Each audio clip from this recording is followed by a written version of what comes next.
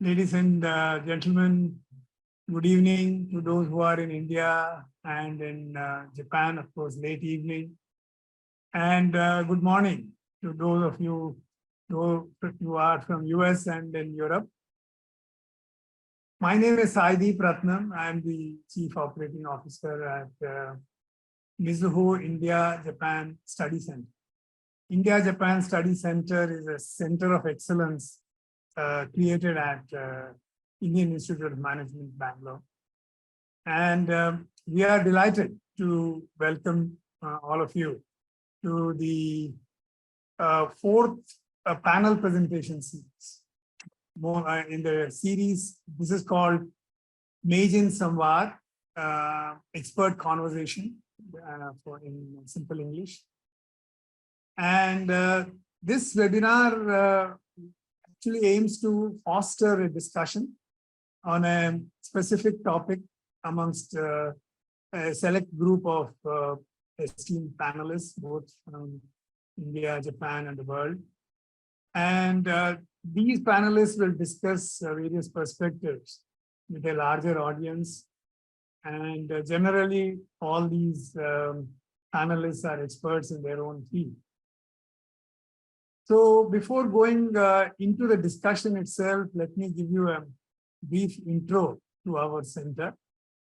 As I said, MIJSC was set up as a center of excellence at IIM Bangalore to increase the collaboration between academia, industry, government agencies of the two countries. And the focus of this center has been to strengthen India and Japan bonds, and of course, the rest of the world, by promoting both all the three, academic, industry, and societal linkages. So our first panelist today is Professor Shah. Today, we are really honored that we have these two panelists. Shah, I will first introduce him. He is a professor and Louis A. and Mary E. Mayer Bascom professor, and he is also the director of Mass Communication Research Center at the University of Wisconsin-Madison. He has worked as a media buyer planner in his early avatar for Leo Burnett Company in Chicago, and then as a consultant to marketing communication agencies. He was awarded this Bascom professorship in 2006. And his research focuses on the influence of message construction processing, the role of mass and interpersonal communication, the effects of computer-mediated interactions on various aspects of society, the influence of conventional and digital media on social judgments, civic engagements, health support. More specifically, his research focuses on the influence of message construction and processing on basically social evaluation, judgments, behaviors of people. Second focus area has been the capacity of mass and interpersonal communication, especially online communities, which will shape the civic engagement and, of course, political participation and social trust. Increasingly, in India, this is becoming a point of discussion, and in US, it has been a point of debate and discussion for many past years. The third area of his research focuses on computer-mediated interactions, especially online support expressions, management of various problems like cancer, aging, addiction, etc. Our second panelist today is Professor Kumar. And Professor Kumar is an assistant professor at College of Computing, Georgia Institute of Technology. He specializes in the field of AI, applied machine learning, data mining, and has built a lot of expertise in developing advanced AI methods and apps, which will combat many of these things that we are going to discuss as the ills of modern day. Professor Kumar focuses on building graph and content-based models, utilizing vast amounts of data from multiple online platforms, encompassing various languages and various modalities. His research is dedicated to enhancing online safety, which is our need of the hour today, by detecting and then mitigating the malicious actors and also the dangerous content in these content. And he is his work actually encompasses three core areas. One is AI security and security of AI, and then mitigation solutions. So AI for security, he has designed multimodal and multilingual, multi-platform detection methods. So we will, I'm sure, hear about it today. And as regarding the security of AI, he measures and enhances the trustworthiness and robustness of the AI models. So his research actually has made a significant impact today, and it is well utilized by many platforms like Flipkart, Twitter, Birdwatch, and Wikipedia for that matter. And he is a very well recognized contributor, and he has been, for all his contributions, he has also been recognized. NSF Career Award, Kavli Fellowship from the National Academy of Sciences, Forbes 30 and under 30, and Rising Star in data science by Frontiers in Big Data, amongst many other recognitions that they have had. So we are truly fortunate to have both Professor Shah and Professor Kumar, who have joined us today. It's quite early in the morning for them, but they have agreed to share their expertise and insights on this very topical subject, and which bothers not just the technical people around us, but also the Aam Aadmi, or our regular person on the street. So without further ado, please join me in giving a warm virtual welcome to both these scholars. The panel presentation for today's very highly anticipated webinar. The title, as you have seen in the slide earlier, "You have been misinformed: Technological and Societal Approaches to Managing Communication, Misperception, and Bias." The title itself may be quite a mouthful, but the issues that are covered in this context, especially in this today's digital age, is an alarmingly pervasive item, and therefore holds a great significance to all of us. And the rampant, if I may say, dissemination of the content today, the rapidity with which it happens, is very challenging to all societies, including Indian society, which is it is becoming a highly connected society. To address these issues, our panelists will delve deep into the intricate factors that contribute to the spread of misinformation and bias in our digital ecosystem. They will explore the role of social media algorithms in shaping and amplifying these distortions. And they would also shed light on the mechanisms through which our ecosystem can be manipulated, and therefore what safeguards we can build in. The panelists will also, of course, both are very learned scholars in their own fields, but they will have a thought-provoking discussion on the softer issues as well, the ethical considerations, which are also bothering many of us about how AI can affect our lives. And apart from AI, we have the deep fakes and fake news, which is impacting our society.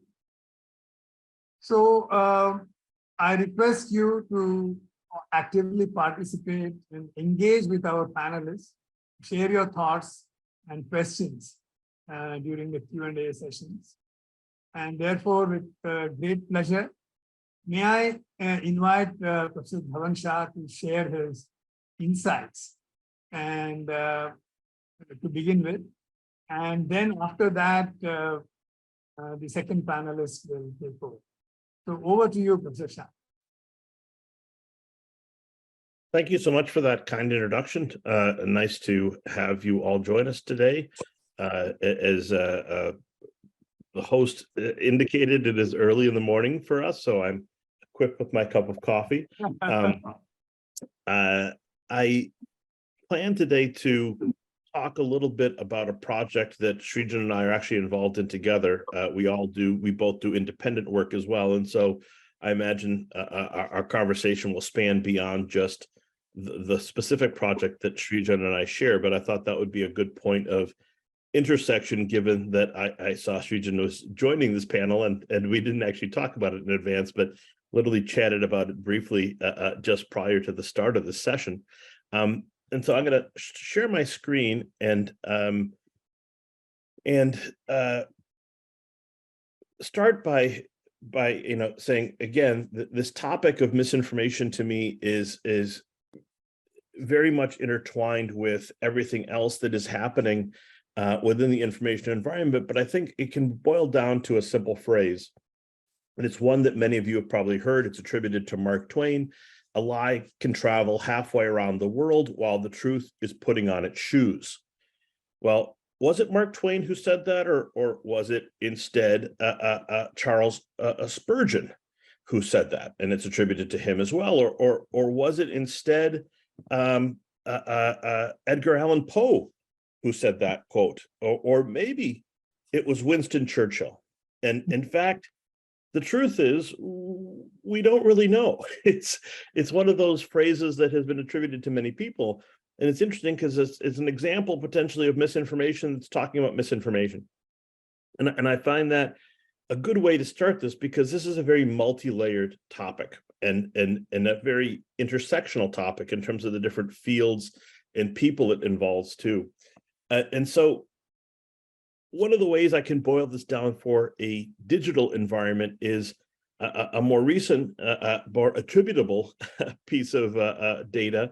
And this is a very important piece that came out about the rate at which misinformation spreads online, where Sanan Aral and Sushji Roy and others found that falsehoods are 70% more likely to be retweeted than the truth.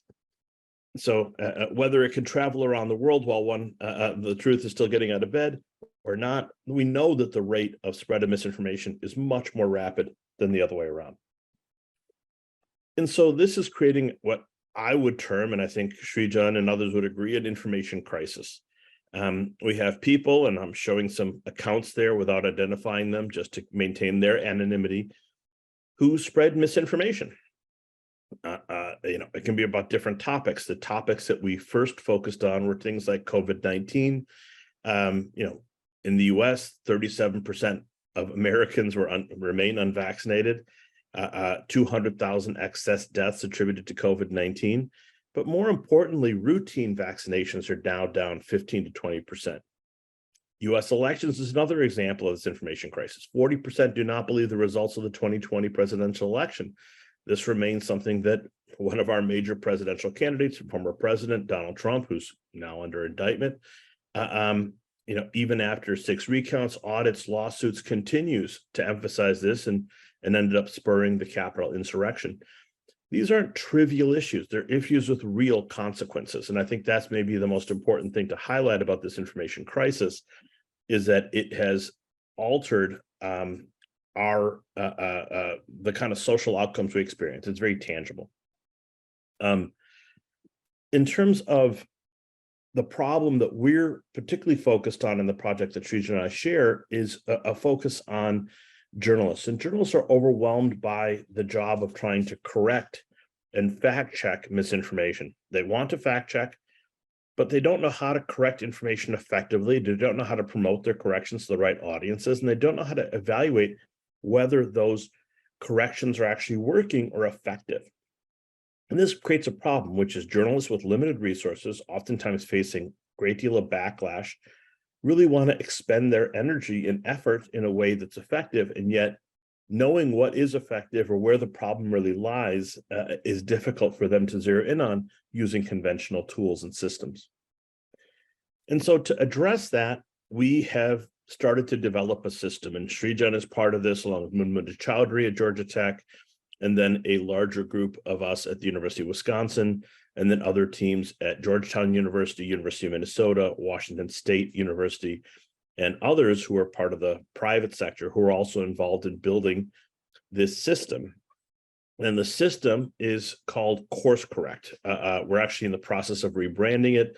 Shrita and I were literally talking back and forth about what name should we use for it, because we're in the process of revising what we may be calling this to more kind of concisely talk about it in relation to the work we're doing now.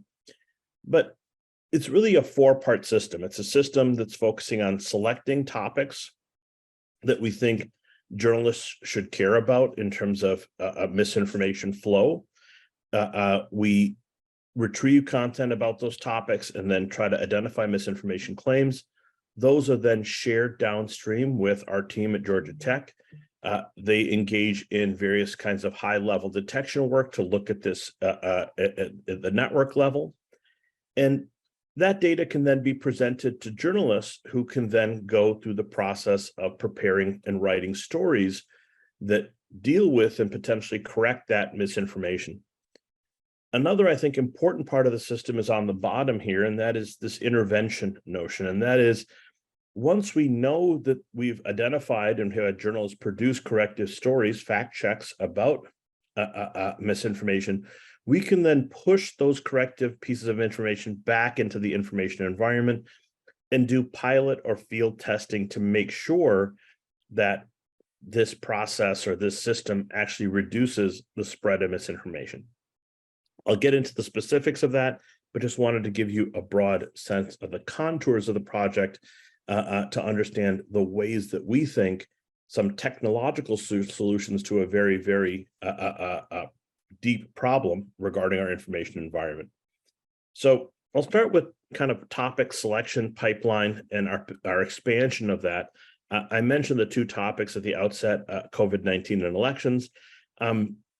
Our process is really, we're trying to move to a fairly rapid process of being able to identify topics of misinformation, either from journalistic input or flagging, or from our staff monitoring, or by the monitoring of expert sources, and using that to do content retrieval, broad keyword-based retrieval from a different platform APIs we have, or from a system that we have access to called Synthesio, which is a social media monitoring system. We then do manual screening or machine learning classification, and use that to distinguish from the broad array of content we may retrieve what are specific misinformation claims, and can we distinguish high credibility versus high bias URLs, and use those as a potential sensor or feature within our classification set. Various types of unsupervised machine learning like LDA, or semi-supervised like STM and other kinds of manual screening systems. And in this process, we try to focus on cases of scientific consensus, where at this point, we're not trying to deal with the ambiguity. We're not trying to deal with skepticism. We're really looking at cases where people have outright stated misinformation about a topic. When we do that, we engage in kind of manual labeling of that and use that, sharing it with our team at Georgia Tech, for example, to have them then scale that up and build out larger detection systems. Our goal is to now expand these topics beyond COVID-19 and elections. Clearly there's a lot of potential application, certainly broader vaccine categories given the downtick, broader food safety categories. So we're now moving to topics like HPV vaccine, MMR vaccine, and raw milk, unpasteurized milk, and the health safety concerns with that, and discussing those in relation to consequential outcomes. We can extend to other topics as well, as that you see listed there, smallpox and shingles and polio, pneumococcal, virus strains, et cetera. But we also think we can go beyond that to other kinds of food recalls, and as I'll show you on the next slide, other topics as well. So our goal is to create a more expansive set of selected topics that we curate and maintain a kind of vigilance about misinformation spreading, about recurrent misinformation topics. As I said, our goal here oftentimes is not to look at the controversial topics or even the emerging topics, but the more settled topics in terms of agreement. Now, some of the emerging topics are very important too. One of the things we're somewhat avoiding is these kind of uncertain or controversial topics where there's still debate over what is truth and what is falsity. As we have, level of consensus, defined expertise and perceived bias, goes up. We have higher rates of evidence, more concrete and observable, and universal agreement. One of the things that makes this kind of focus on the settle or the high-end emerging topics, I think, helpful for us is also to navigate the political minefield that is doing work in the misinformation area, given how challenging it is within the partisan political environment, certainly in the United States, but increasingly globally. As we think about new topic generation, one of the things we have to contend with is just, no matter how elegant a piece of technology you build, there's always human labor behind it. We're seeing that, I think, within Twitter, where they've, I think, reduced their staff that was doing misinformation correction, mitigation, broader kind of awareness and maintenance of the information ecology from 400 people down to less than 20. And we can see what that does when you don't have human labor supporting these different kinds of activities. Our initial workflow kind of centers on staff monitoring, lots of human annotation, and this is something that's very intensive. And one of the questions we have is, how can we bring journalists into that process? In flagging misinformation, how do we select expert sources or institutions for an evidence base? And how do we do that in a way that appears to be, is ideologically neutral, but yet aligned with a fact basis? How quickly can we add new topics? And for how many topics across how many domains can we maintain vigilance? And this is another challenge for us. After COVID-19, elections, vaccinations, food safety, what are other topics we'd want to cover? One category that's possible is the financial sector. There's a lot of concern about banking and banking solvency in the United States. Another is the information sector. For example, misinformation about electric vehicles, which is spreading rampantly, sometimes spurred by the petrochemical industry. So once this part of the work is done, the idea is to pipeline this to our detection team. And I imagine Srijan will talk a bit about that, who will use their own APIs and scrapers and build network detection level systems using advanced tools, increasingly large language models and AI systems, which were kind of mentioned at the outset of the hour.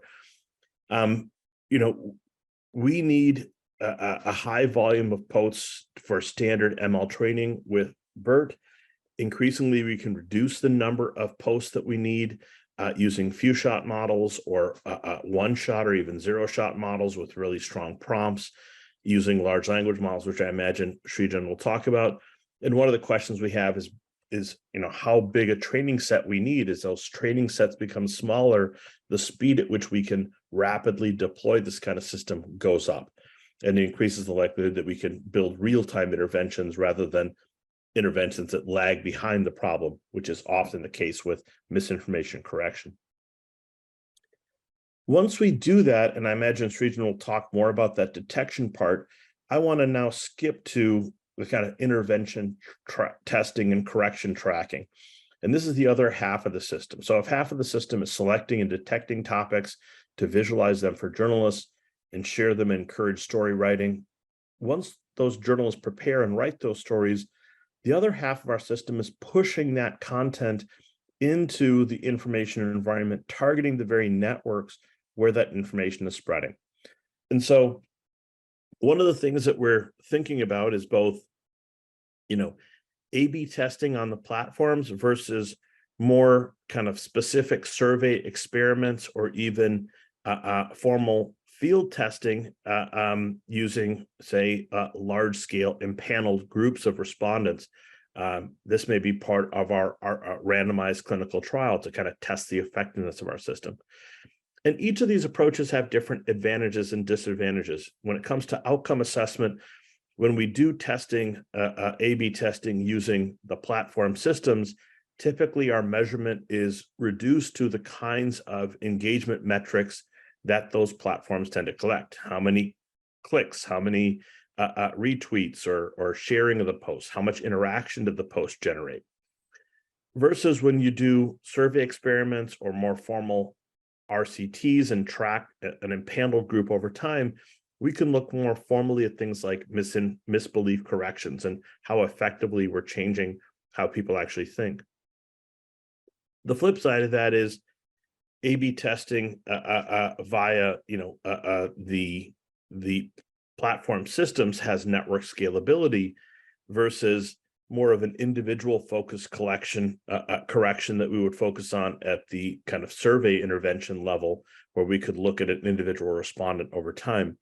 A lot of the functionality that allowed individual targeting, especially on Twitter, is no longer in place. So when we first proposed the system to now, the kind of targeting we can do has reduced dramatically. And this goes to the last challenge, which is a lot of the system we're proposing, since we're not talking about trying to engage in content moderation per se, but instead interaction with incorrect information on these platforms, really relies on use of the API that these different platforms provide, or in the case of increasingly don't provide or commercialize. And so there's a lot of instability in those API protocols and sometimes charges associated with them that change the ability for us to be able to control the kind of intervention to the degree we would like. And so this is some of the challenges in this kind of intervention level. Specifically, our approach to intervention relies on an approach called observed correction. And observed correction is something that two of our colleagues who are working on this project, Letitia Bodie and Emily Vraga. Letitia is an associate professor, soon to be a full professor at Georgetown. Emily Vraga is an associate, soon to be full professor at Minnesota. And they have jointly developed a framework that they call observed correction, where they've demonstrated repeatedly and experimentally with strong evidence across multiple topics, and I'll show some of that evidence in a moment, that when people engage in misinformation and they're seen to be corrected, that corrective information does not reduce the likelihood that the original misinformer is going to share misinformation. But what it does do is it changes the likelihood that those who observe that person being corrected will subsequently share that information. And so the idea here is, if I see someone else being corrected, my likelihood of then promoting that piece of misinformation goes down. And so if in social media, I can position or present my message as showing someone in this kind of observed correction framework, we could very likely reduce the flow of misinformation and cut off different pathways. And observed correction is effective. This is the effectiveness across a range of topics. You can see a lot of testing on Zika, fluoride, genetically modified foods, flu vaccine, raw milk, sunscreen, and then COVID most recently.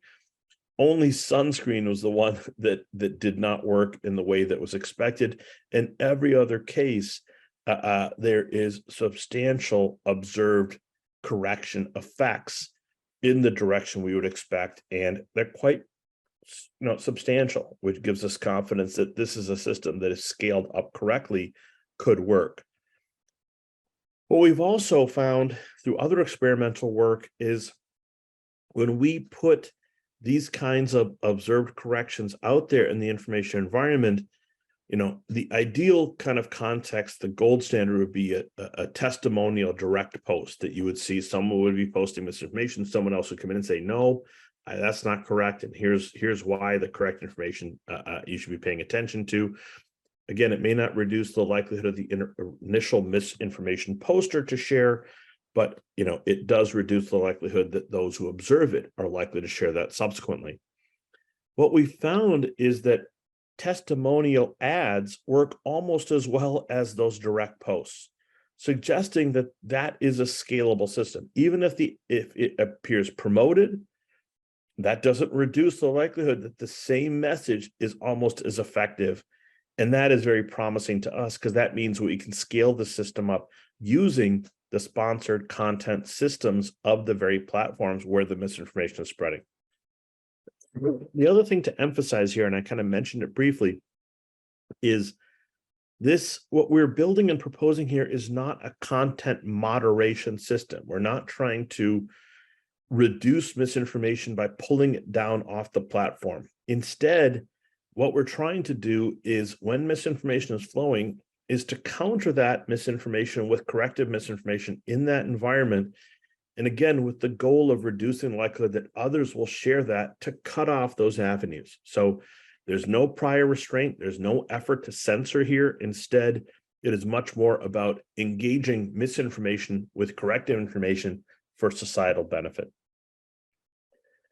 So our plan originally was to target at the user and account level as we kind of retrieved information from our detectron module, and then using social media ads in the API to engage in this kind of correction.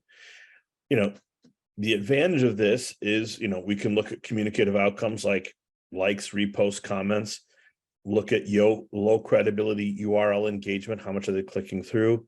And we can look at kind of post-treatment posts, what are they doing after that intervention, if we could operate at the individual level. Given the changes to the API, that might not be possible using those API interventions, so we may have to instead resort to impaneling groups of individuals and tracking them over time in a more formal RCT type of setting.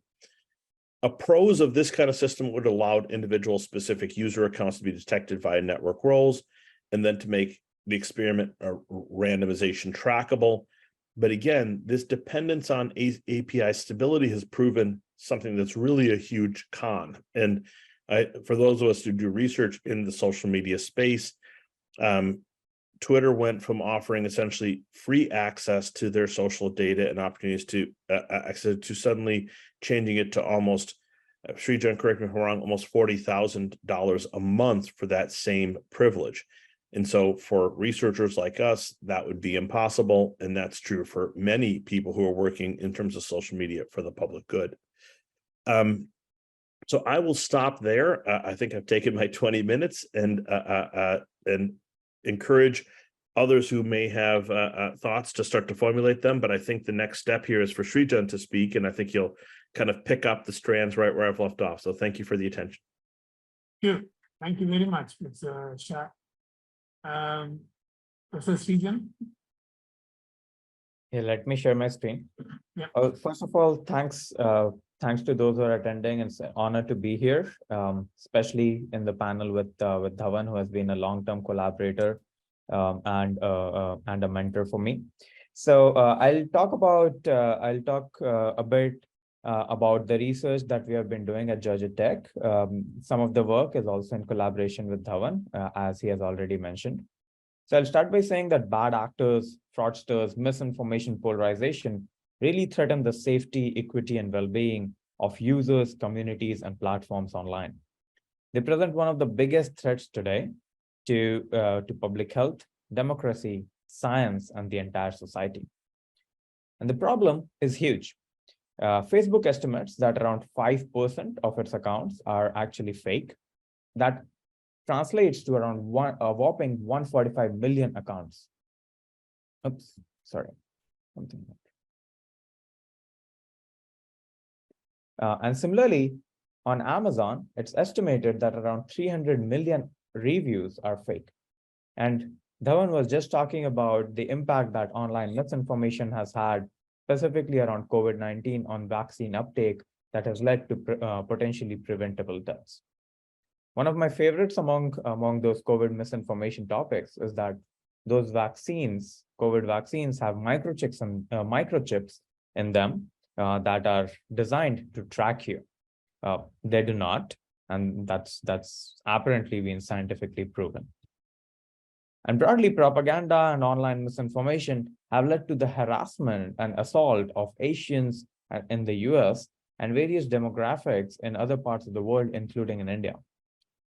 So such harmful content disproportionately impacts marginalized and disadvantaged communities that typically do not speak English and have content in their own native languages.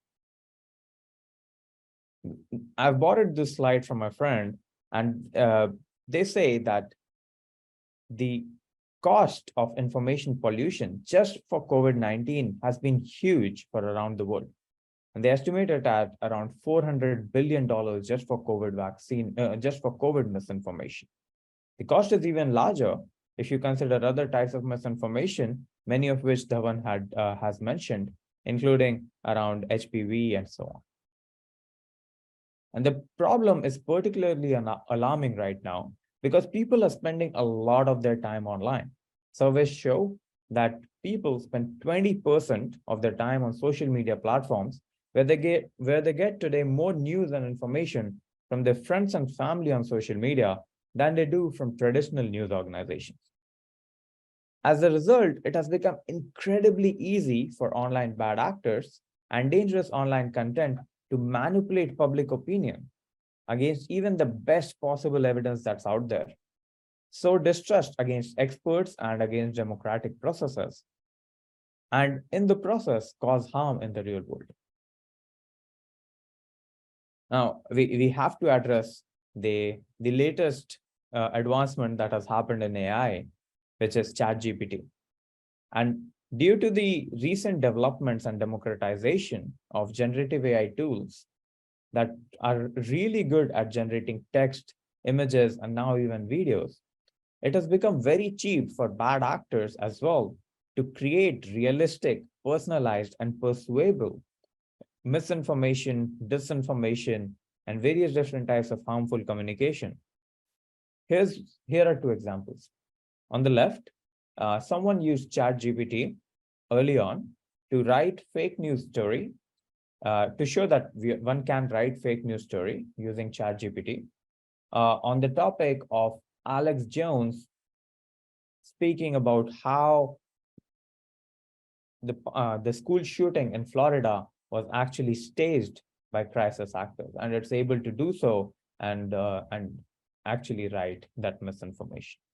Similarly, in the other example, this is about COVID vaccine misinformation and how Pfizer secretly adds some sort of chemical in it, and ChatGPT is able to write such misinformative content. Other evidence has also shown that ChatGPT and other models, other generative AI tools, can be used to create hate speech messages, deep fakes, phone call scams, and so on. In fact, it's increasingly becoming very, very common.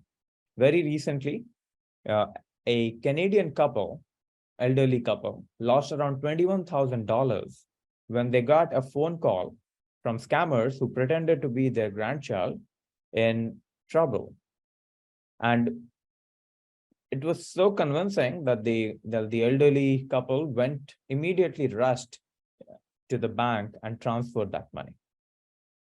It's getting very, very easy to do so. Just recently, just few days ago, uh, Meta released Voice Box that is able to create voice, very realistic voice of any person with very little amount of training data. Now that can be huge because, for example, a lot of my conversations, a lot of my presentations are online on YouTube and so on. One can easily take that and make my fake version say whatever it wants. So to combat a lot of these different types of harms, at Georgia Tech, my students and I are building various different types of AI, machine learning, and data science methods to combat these online harms. We typically start by developing detection models that utilize the language. So we develop natural language processing models, graph neural network models to look at the social, the interrelations, the network, the graph that is created. And typically we work not only in English, but in other languages and across multiple platforms. We also work to ensure that our models cannot be manipulated or fooled by adversaries who are trying to fake their behavior into being not detected as bad actors and their content not being detected as misinformative. We also look at the impact that they cause in the real world as well as online. And finally, we create various different types of data-driven solutions and tools to mitigate the harms that they have. So today I'll talk about one work that we have done on detection and a couple of works, including course correct, which we'll talk about in the mitigation section. So over the years, we have been quite successful in not only developing these tools for research purposes, but also deploying them across the board on various different platforms. So I'm sure many of you are familiar with Flipkart, at least those of you who are in India. So for those of you who are not, Flipkart is India's largest e-commerce platform. And our tool has been used at Flipkart to identify and remove fake reviews and reviewers from there. We have also influenced Twitter's Birdwatch platform, and one of our latest tools is being deployed on Wikipedia to help their moderators. Along with these, we are through NSS-sponsored work, we are developing Course Correct, which is a tool to enable professional fact checkers, which Dhawan spent time talking about. So let me talk very briefly about detection. And here, my goal is to show that the problem is not only in English. The problem to detect misinformative and harmful content is not only actually in English, but in other topics as well. In fact, most of the world does not speak English as their first or second language. That number is around 74%. So 74% people do not speak English as their first and second language. Here's a few examples of Spanish, which in US is the second most spoken language, if I'm not mistaken. And these three articles show how misinformation in Spanish is reducing trust in elections and spreading election misinformation. Now, with the new election coming up in US and in various other parts of the world where misinformation can have a large impact, it becomes important to stop not only English misinformation, but misinformation and harmful content in other languages as well. So along with my student and a few collaborators, we started looking at that. So we wanted to see if we take the best possible English language detection model and we take the best possible non-English language detection models, do they perform comparably, or is there any issue is there any disparity? And if there is disparity, how can we solve that? So to do that, we created the first multilingual data set for online harmful content and various other types of content. So in fact, to show generalizability and to study the impact across different topics, we looked at crisis events, we looked at fake news detection, and we looked at a very generic task of emotion detection. And we took pre-existing data sets which were all in English, and then we used various different types of translation and manual both automated translation and manual translations to convert those data sets, those English language content into Spanish, French, Portuguese, Chinese, and also Hindi. And then we took the best possible models in each of these individual languages, which happened to be Distill. So we took multilingual models called Distill MBERT, and we also took best possible models in each individual languages. For example, B2 for Spanish, and then we compared the performance. And what we found was that the F1 score is a metric that's typically used to measure how well a model is performing in its how well a model is performing. And English language models were able to get 0.65 F1 score. That roughly translates to around 65% times they're correct. But if you look at Hindi or the other languages, they're for the same classification task, the Hindi language models do not perform as well. So for example, Hindi only gets 0.41 F1 score, which is 24 points less than for English. And you see the disparity in other languages as well. The reason, when we investigated it further, one possible reason could be that the amount of training data that these models are given in English, pre-training data specifically, the pre-training data size of English is much larger than in Hindi or in other languages. So we found correlation between the size of the pre-training data and the performance that these models get in this task. So English performs better than Hindi and other non-English languages. And so we set out in saying, can data augmentation help? And one way of doing data augmentation is to use non-textual content, because apparently text has this disparity. So we created what are called multimodal models that are able to take the text as well as encode images and other modalities of information in there. And there we saw an improvement. So we saw an average of 5% improvement in English and average of 11.5% improvement in non-English languages. And as you can see now, there's a substantial increase in Hindi. So such data augmentation techniques can help bridge the disparity between English as well as non-English language models in terms of detection performance. And now we are, along with our collaborators at Wisconsin, including Dhawan, we are creating few short learning models that do not require a lot of training data, but can do classification and prediction with very few examples, even as few as 10 data points.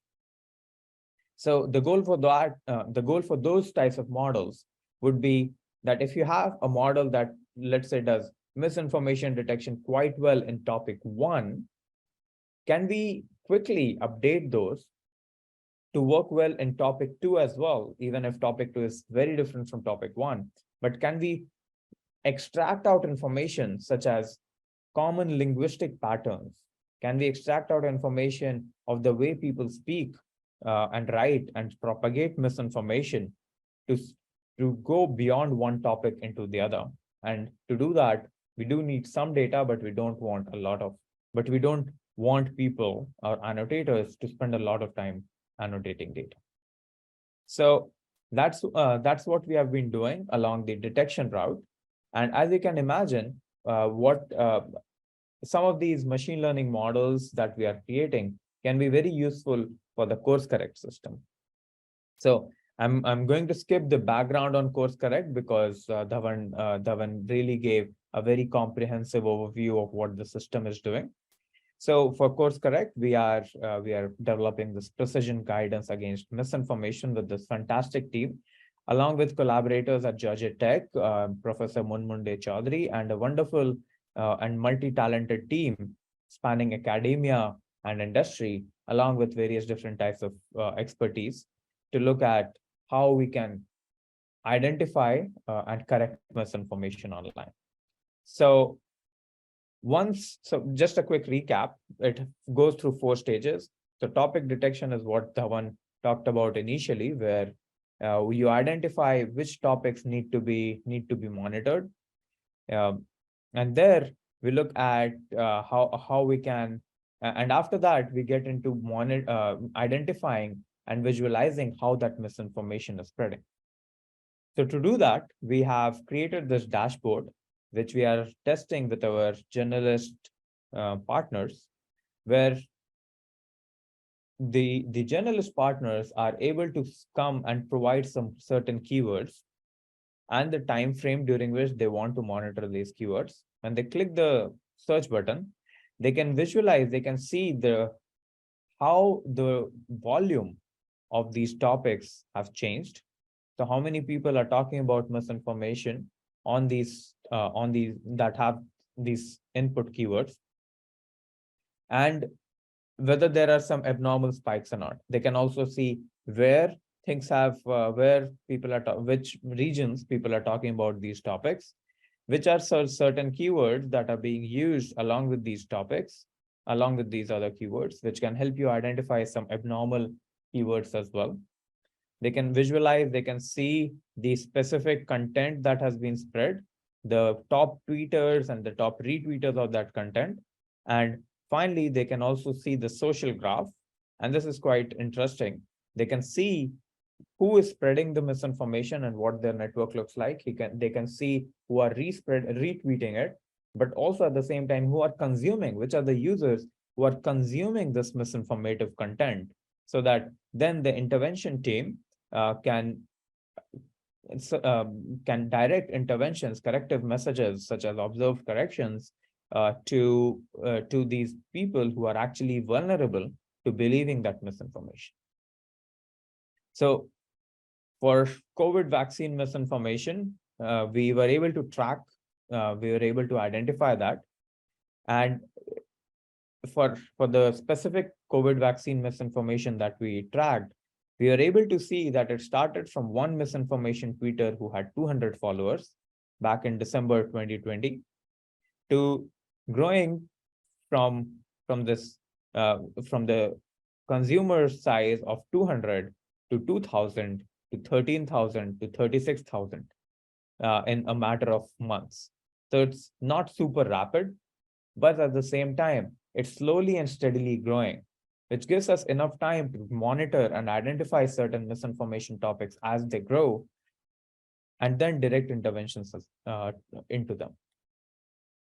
So Dhawan already explained how the correction and the intervention side works, but the A/B testing side, where the journalist partners are able to identify, are able to create various different types of corrective messages that can then be deployed into the system, such that the misinformation consumers, the people who are exposed and vulnerable to misinformation, can be reduced proactively from, let's say, 35,000 to 13 to 2,000 and even less.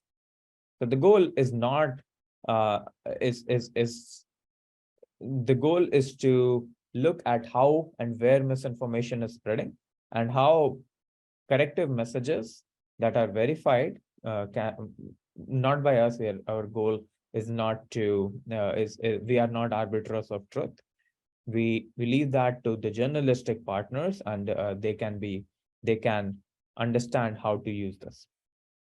And this is useful. Such a tool is useful not only for elections, but also for various different types of topics, health related topics, but also non-health, like disasters, crisis informatics, product recalls, and so on.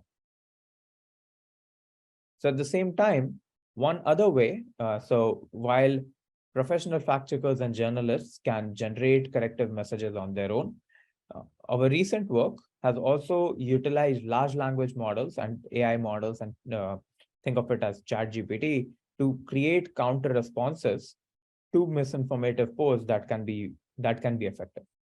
So for example, we look at, so this is a real tweet. It says, "It's not a vaccine, it's gene therapy," referring to COVID vaccines. And gene therapy is an experimental technique. It's the same technology used in cloning DNA, editing, and stem cell research.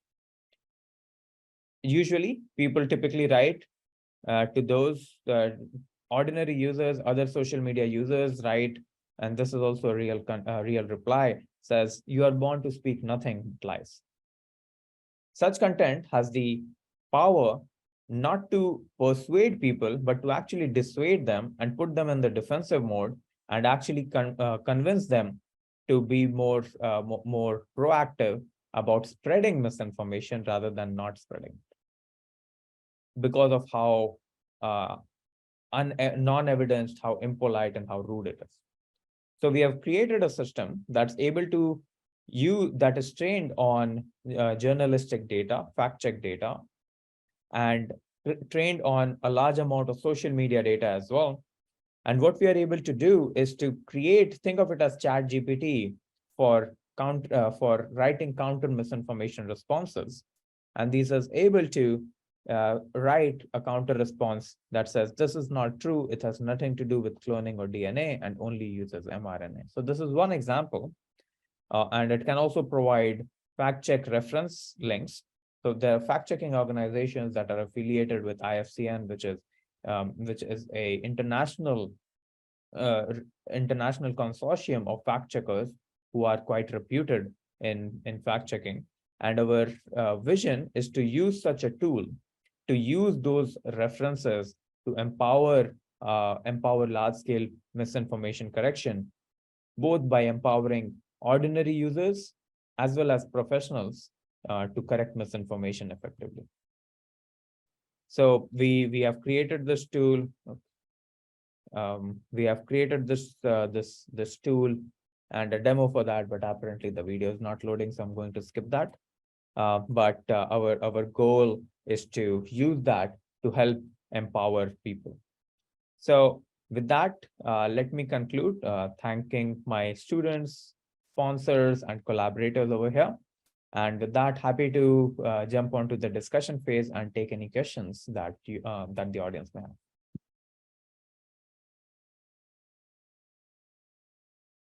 You're muted. Yeah, sorry about it. Yeah, I think both of you have given. So before we come to the audience questions, I will moderate by asking a few questions which will explore the topic after your initial intro to the topic. So the first question, the query goes to Professor Dhawan. You did talk about many strategies for countering the fake news. My question, my discussion with you would be on strategies for source validation. In today's world, as you rightly said, misinformation is spreading rapidly and is a social challenge at the highest level. So what type of protocols and strategies can be implemented to ensure the validity and source reliability of the data in our fight against fake news? And how can we establish a robust verification mechanism to validate the accuracy and authenticity of information, and that too in a timely manner? Those are three very big challenges. And I think our solution for the time being is to focus on, evidence-based, verified knowledge. For example, when it comes to the HPV vaccine, claims that the HPV vaccine causes death or causes mutation in your unborn children are the kinds of examples that we know are medical misinformation, verifiably. There's other people who will say things about their concerns about the effectiveness of the HPV vaccine or their uncertainty about whether it might have certain side effects. That kind of skepticism we don't include. And the reason is because our focus for now is on that very highest point of the pyramid, the verified forms of misinformation that come from vetted and known sources, oftentimes, known agencies, medical authorities, sometimes within government, but sometimes outside of government. For example, you might look at the Johns Hopkins website for the number of COVID deaths, which was a very kind of central and agreed upon source used by lots of different individuals. Those are that's the kind of bar we're setting. We're trying to avoid relying too much on government agencies because sometimes they also have their own agendas, as we know from both the US and the context within India, that it's not always the case that government agencies are operating ideology free. And so, the challenge of trying to focus in on topics and decide exactly what is verifiably misinformation is one of our big challenges. And I think our short-term solution has been to really first focus on the lowest hanging fruit, the things that are very, very clearly misinformation that we can then highlight. And part of the goal there is that if we can highlight the networks in which that misinformation that is absolutely verifiable is flowing, it's also very likely that those same networks are carrying more subtle forms of misinformation. And so by targeting those networks and ideally reducing people's confidence in the very sources that are most likely to share the misinformation, we can gently improve the information ecology rather than trying to root out each and every instance of misinformation. So our strategy is somewhat more subtle and long-term, but focusing on those very verifiable bits of misinformation. And I'm sure Srijan can add to this too, because he's studying the same topic and struggling with these same questions. Before Professor Srijan, can I just ask you a follow-up question? Of course. You have given a very scholarly sort of response. But what happens is that in reality, the generation of misinformation, rapidity of generation is so high that by the time you give a fact-based response, the damage is already done. So what can be a solution? I mean, I'm not asking you to give me a solution, but what could be possible ways? I'll give you two answers to that. One, I'll go point back to Srijan's example of misinformation related to, say, COVID and pregnancy, where we sometimes assume information spreads extremely rapidly. Sometimes it doesn't. Sometimes it diffuses quite slowly and percolates. We also see many instances of repeated forms of misinformation. You look at misinformation about raw milk or HPV vaccine, it's recurrent. The same themes show up again and again over time, and people who are emphasizing that will repeat those claims. So there is a category where I think our expectation is misinformation comes, it erupts, and then it disappears. Instead, I think what happens is, in fact, it may erupt, but then it continues to spread over many weeks, sometimes months. And so any intervention that can reduce that is certainly helpful and effective. Now, ideally, the earlier you can intervene, the better. And so there, the question becomes a critical mass, which is journalists and others aren't really interested in correcting misinformation until it spreads to a certain degree, right? So you have to have a certain level of spread before there's any interest in kind of preparing stories, writing about it, doing anything to correct.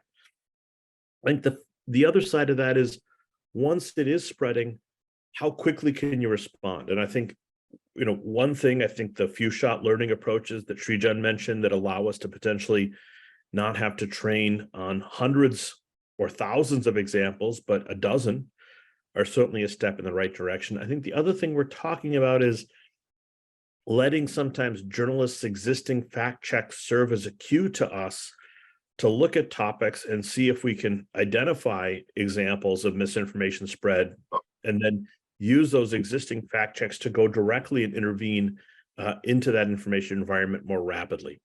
That would probably be more feasible for kind of quickly emergent topics. So there's a piece of misinformation about, say, Trump being arrested, and we want to correct that. That might be an instance where we would do that. But that's not currently our focus. Our focus is more on those long-term recurrent topics where we feel we can have more confidence. But ultimately, as we build out this system and as we enhance the misinformation correction work, that would be the goal. Great. Thank you. Srijan, any comments? Oh, I'll just add and echo what Dhawan said. I'll add that usually what we see is that the same misinformation message goes from one part of the world to other part of the world, and it's translated into other languages and it spreads. And in those cases, for example, we saw that very rapidly, very widely for COVID vaccine misinformation early on as well, where the same misinformation would start in, let's say, somewhere in Europe, and then would go to Mexico, and then would come to US, and then go to India. And each of these different fact checkers in each of these countries are working independently, and they're doing the same task. Like when it erupts in Mexico, the Mexican fact checking organizations, they go and they go and fact check the same thing, and then it happens in US and it happens in India and so on, right? Like there's such a lot of wasted effort there. So a tool like ours, which essentially helps fact checkers bring resources together, pool it together through our AI system, can help quite a lot as well. Plus, I agree with Dhawan that few shot learning type of techniques can really help for correcting and detecting misinformation with reducing the time. So I think it's important to remember that for a lot of misinformative topics that are like super unpredictable, it's very hard to identify them in advance. And even as they spread, it's very hard for professional fact checkers to do it, because it takes, they don't want false positives. They don't want to make mistakes in what they put out as wrong, because that really reduces their credibility. So it takes them a lot of time to actually go and dive deep into that topic to put out a fact check. And once they do so, and we are talking about like non-partisan, multi-country organizations, and they are really trying to do a good job of being neutral and giving these fact checks. So when they do that, it takes them time. And since Dhawan, I, or any of our academic peers, we do not want to be arbiters of truth. We do not put out any fact checks. We take those fact checks as ground truth, rely on them, and then do whatever sort of machine learning, AI, or intervention models that we create, right? So we really have, but the way we can help is by creating these tools that can reduce the time that the fact checkers take in putting out a fact check, providing them interfaces that can help them understand things deeply and widely. That's what our dashboard is doing. That's what the whole system is supposed to do. If I may ask, as you rightly said, you scholars will be working on a longer term framework, and also creating or facilitating faster information processing, so that the true facts are available for others to put up.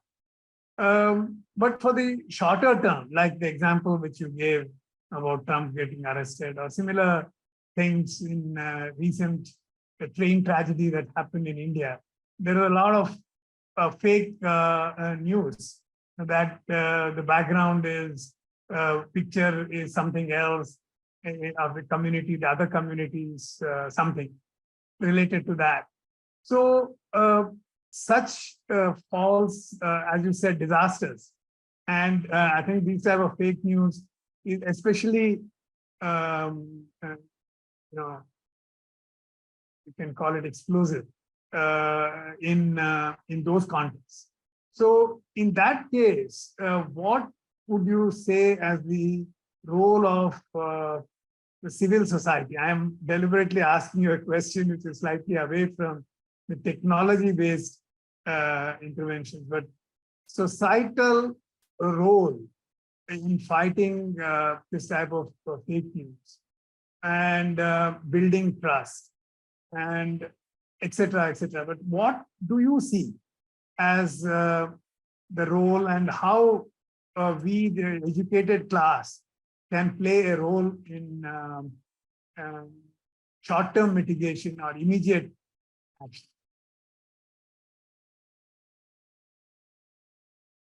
Rajan, do you want to take that first, or would you like me to jump in? I can start, and please jump in the one. Yeah, so I think both ordinary users, lay people are part of the solution, and so are civil society organizations. So I think media literacy, news literacy is super low in the world. There needs to be effort to increase the education that lay people have in terms of understanding what's correct, what's not. Even simple campaigns, for example, many of you may remember WhatsApp created a campaign, an ad campaign that uh, don't forward anything before reading. And actually, even such simple interventions work quite well. Twitter, for example, has rolled out on their platform a system that essentially does that. So it says, if I reshare a news link without having clicked it, because they can track what I've clicked or not, it will actually prompt me to say, do you want to read it first before sharing, right? So such simple interventions can help. So that's from the tech side. From the civil society organization side, so for example, in another project where we're looking at anti-Asian misinformation, we are partnering with Anti-Defamation League, which is a civil society organization, which really have ground effort and ground expertise to understand how misinformation is spreading, how these communities are actually affected. So multi-pronged approach where researchers like us, civil society organizations, digital platforms, government organizations, all of them work together to help increase the awareness of people and create tools and solutions that can actually reduce the spread of misinformation and disinformation are some solutions that can not only empower ordinary users, but also help counter the spread of misinformation at a fast pace. Also, I would finally say that the tool that I finally, at the end of the presentation that I showed, where you had like this generative AI model or chat GPT, but for countering misinformation, such tools can empower not only professionals, but also ordinary users like you and me, where ordinary users, when they come across misinformation, such tools can prompt people to correct misinformation so that the spread of misinformation is countered as fast as the misinformation is growing. And due to the multiplicative effects of observed correction, even if one person corrects misinformation, the people who follow that corrector and the people who follow the misinformation spreader, all of them will observe the correction, and as research has shown from our colleagues, the spread of misinformation would reduce because of that, because people are less likely to spread misinformation when they see others being corrected. Dhawan? Yeah, I'll just add, I think the phrase that maybe summarizes this is a whole of society response, right? We have to think about this. We can certainly talk about technological changes. We can talk about efforts to, address individual psychology. And I think the team that we've assembled, for example, on this course correct project really draws on people from, 5-6 different disciplines. And I think that's also part of the critical response here is recognizing it's not from one field or one domain that the solution is going to arrive. But I think beyond that, I think as Srijan mentioned, I think we need to involve citizens, crowdsourcing of solutions, Birdwatch, for example, the one surviving kind of aspect of Twitter's misinformation correction, array of tools remains in place. It's a crowdsourced system, right? Relying on human labor from outside of Twitter rather than having internal monitors. I think we have to rely on vetted agencies who are producing helpful and clarifying information that we can agree on that serve as verifiable sources.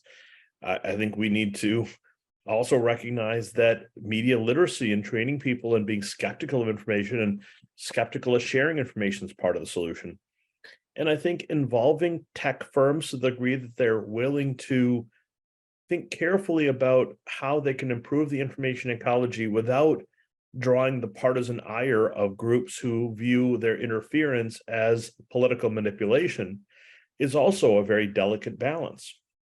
And I think all of these challenges, how they come together is one of the big struggles within the misinformation correction space, right? So whole of society response, but very, very delicate and complex. And so it's one of these topics that I think a lot of us who are working in, as we've worked in it more deeply, have realized how carefully you need to tread. And so a lot of the questions I see in the chat hit on that very same topic. Who gets to decide what misinformation is? How do we engage in this correction in a timely manner? How much can we rely on journalists? Do they have their own agenda? All these questions come up regularly in our work. And I think, again, I think the answer to it is having one group of experts, one group of specialists press up against another to make sure that we're being thorough in thinking through our solutions. This is a very, very measured response from both of you. If I may ask slightly on a tangent, but very relevant to this topic. There are people like you have Trump supporters in the US.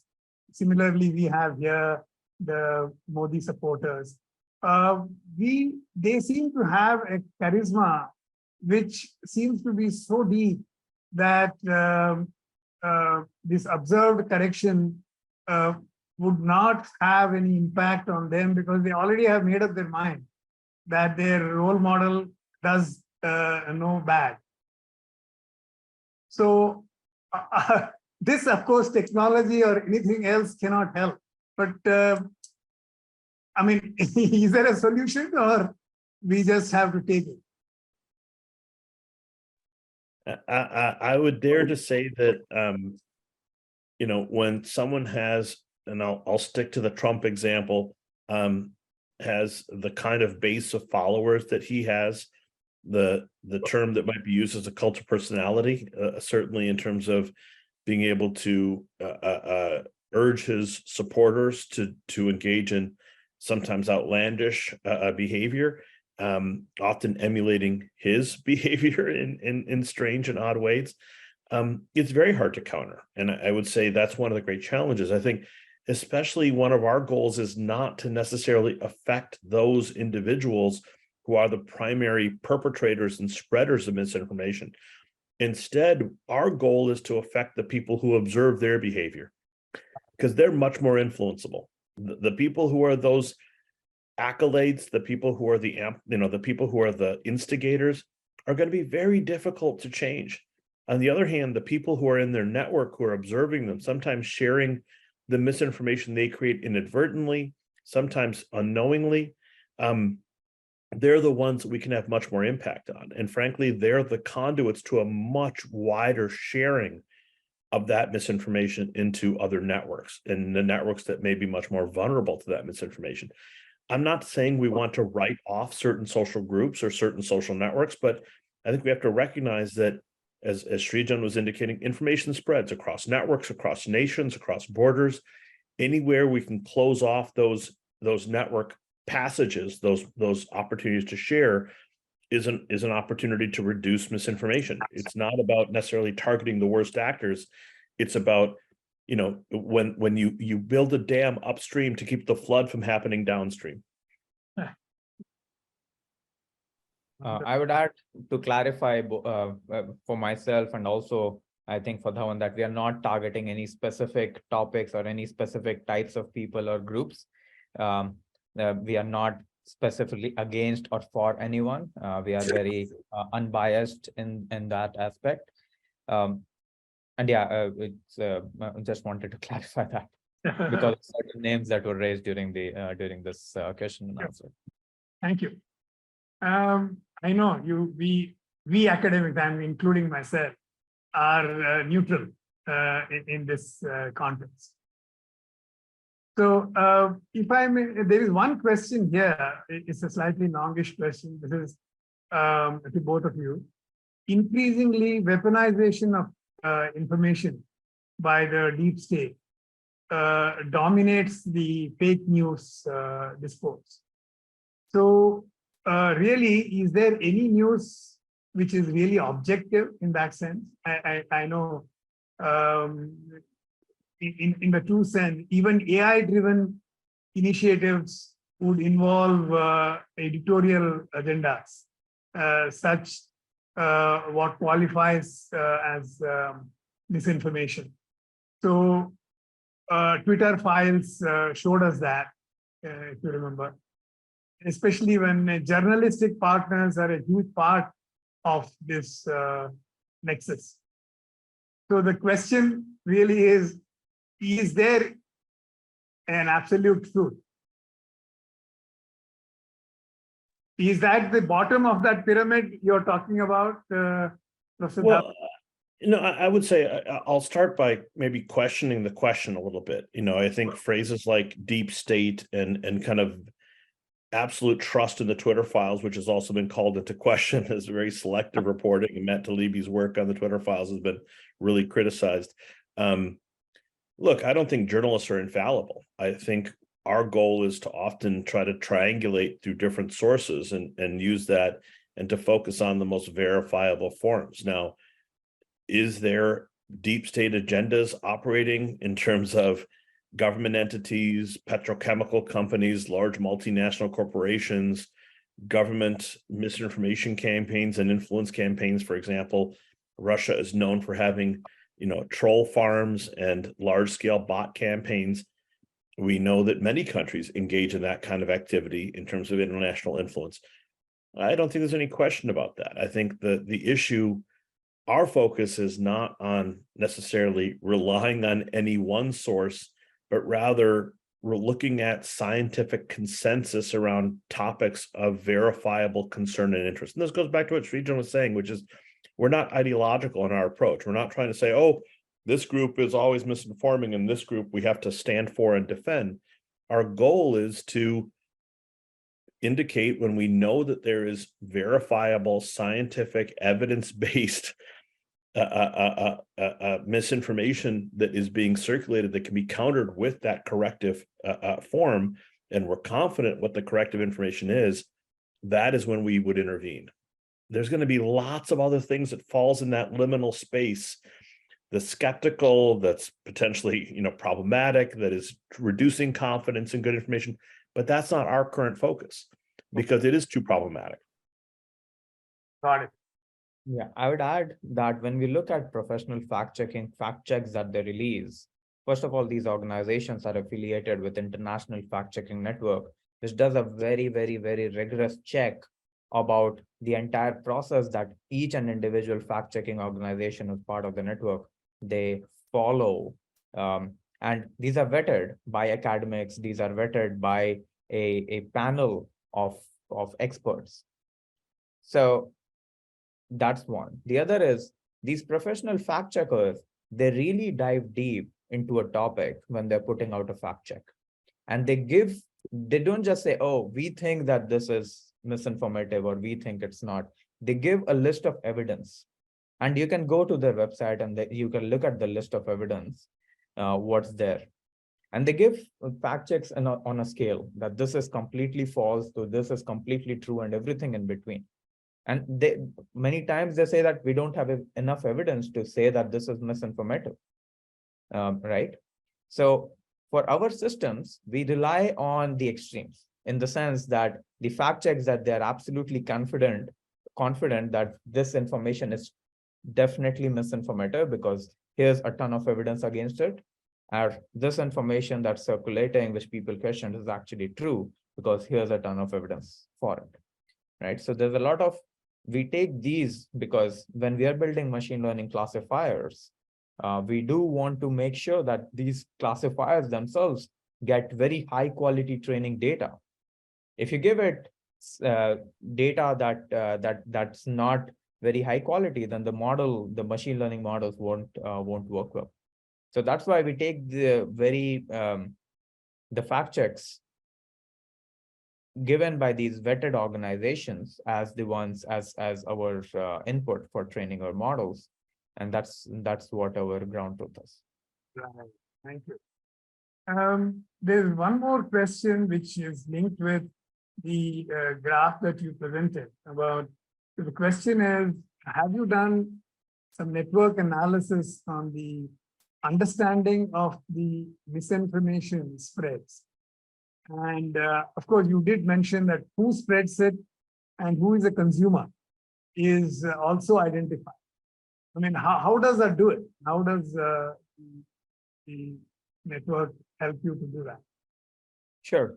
Yeah. So we have built an extensive system that's able to extract out networks specifically right now from Twitter. So we are able to see which are the users who are spreading misinformation, and then we go and look at their followers, and we are able to collect those followers. We are able to see who they follow as well. So we get the followees as well. And then we go from there to the next step. We go to the followers and we see who are part of their network and so on. So based on that, we are able to get this and a partial view. It's not a complete view, but a partial view of the social network that the misinformation is spreading in. That's one. The other is an engagement network. So we know who is spreading, and we also see who is liking it. We see who is retweeting it. We see who is replying to it. We get that sort of all that information into it. And then we do extensive analysis, and we have done that over the years, not just for this project, but for other projects, in terms of looking at the social networks, looking at the engagement network, not just a snapshot, but the evolution of those over time to see how misinformation is spreading. And we can even use these types of signals to differentiate misinformative content from non-misinformative content. So for example, what's well known in our in the research community is that the patterns with which misinformation spreads is very different from the patterns with which true information spreads. So for misinformation, for example, you will see non-trusted users spreading it. You will see that one user tweets it, then there's a coordinated campaign typically where a lot of other users will, in a very short period of time, start retweeting it. That's very abnormal. That typically does not happen for true information, unless, of course, it's by like super people who have like millions of followers, for example, right? It's not very typical. You also see that misinformation typically spreads in echo chambers. So I don't know, like when you and I, we are on our social networks, we see our followers and so on. But if you look at a macro level view, a global view of how these networks are there, these are actually divided into these various different types of echo chambers that are rarely talking to each other. And an echo chamber is essentially a network or a subnetwork wherein the same information is spreading around. And you see echo chambers that are of one side talking for and in favor of information, and then there are echo chambers that are speaking against that information. When these echo chambers are present, if you are able to identify, and typically the same echo chamber is spreading various different types of misinformation over time. Since we are looking at a network view, we are able to identify these echo chambers, or at least that's our goal. We are able to identify these echo chambers so that we can see which are the typical networks where this misinformation is spreading, so that then eventually the interventions can be directed to those echo chambers. Wonderful. Yeah. I'll only add that given the API changes, the one thing that remains stable is the ability to target at that network level. So once we can identify the network, we can target like accounts, we can target network segments. And that's one of the ways that we can hopefully mitigate, not at the individual level, but more at the kind of network or cluster level. Great. I think because this particular topic seems to have generated a lot of questions, and we are getting quite a few even outside this chat through WhatsApp messages and so on. So because many of them are using the live streaming on YouTube. So they are sending in messages through the other links. So in fact, one of the points that we wanted to discuss, there are many other questions, but I will come to them in a bit. But we are working at our Center of Excellence we are working on trying to create a working paper on this type of very topical topics, which is affecting people, their lives and their livelihoods. So we would like, I know you, both of you are very busy people, but your help in creating a working paper would be a wonderful way to help not only the research-based people, but also the, because we have, for example, a lot of alumni who have passed out from IIM Bangalore who are interested in this topic. And that goes into hundreds of thousands of executives, practitioners who are facing such challenges. So we would appreciate if you can work with us on this as well. Yeah. So I have one last question because we are running out of time. So we will stick to one question. I will try and choose one. How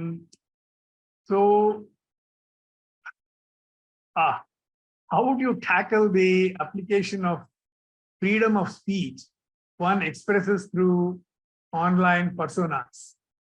Because this is a topic which everybody wants to deal, that I have a right to tell what I have, whether the truth be damned or whatever you can call it. I'll just start, Srijan, here. And I think it echoes a point that both Srijan and I have made already, which is the systems we're creating certainly are focused on detecting the flow and spread of misinformation. When we talk about intervention, we're not talking about intervening through prior restraint. We're not talking about censorship, message control. We're not talking about content moderation, or even urging the platforms to engage in wholesale removal of content. There are examples of flagging of content already through things like Birdwatch. So that kind of flagging and potentially, in our case, observed correction is the strategy we believe threads that line between engaging in strong correction, but not doing it within any kind of framework of censorship or reduction of freedom of speech. Wonderful. Any thoughts on this, Eden? Nothing to add. Yeah, couldn't have said better. I think you are saying that making them aware itself makes a change, and you don't need a hammer to correct it. Yeah, I got it. So thanks a lot to both of you for taking valuable time. I'm sure there's been a lot of learning to all of us who have heard you here. And as I said, this has been live streamed and a lot of participants in that, as well as those who have joined us here. And we truly appreciate your joining us today and sharing your thoughts. Thank you. A pleasure. Thank you so much for having us, and thank you for all the wonderful questions. Bye-bye. Yeah. Thank you for inviting, and thanks for all the questions, everyone.